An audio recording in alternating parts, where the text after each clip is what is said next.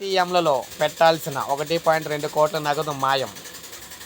So ఇప్పుడే మనం చూసుకుంటే హైదరాబాద్లో ఏటీఎంలో పెట్టాల్సిన నగదు భారీగా మాయమైన ఘటన హైదరాబాద్లోని ఎస్ఆర్ నగర్ పోలీస్ స్టేషన్ పరిధిలో వెలుగులోకి వచ్చింది. ఏటీఎంలలో నింపాల్సిన నగదు నుంచి 1.20 కోట్లకు పైగా డబ్బు మాయమైనట్లు అధికారులు గుర్తించారు. ఈ ఘటనపై పోలీసులు కేసు నమోదు చేసి దర్యాప్తు ప్రారంభించారు.